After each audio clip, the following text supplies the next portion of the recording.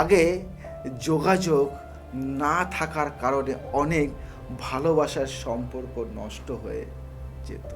এখন যোগাযোগ, ঘন ঘন যোগাযোগ সম্পর্ক থাকার কারণে অনেক সম্পর্ক নষ্ট হয়ে যায়। তাই আগে আর পরের পার্থক্য কিন্তু অনেক।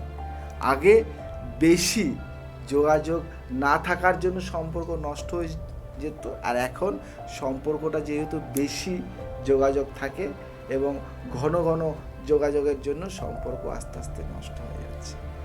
ব্যাপারটা এরকম। তাই তোমরা ভাবছো তোমাদের রিলেশনে সম্পর্ক বা তোমাদের প্রেমে বাধা বা সর্ব জায়গা থেকে আঘাত পাচ্ছ, কিচ্ছু না। যার নাম, যার নামে বা যাকে ভালোবাসছো তার নামটি হাতের তালুতে লাল কালি আর সবুজ কালি মিশিয়ে লেখো, দেখো কি রেজাল্ট পাও, আমায় জানিও। নমস্কার।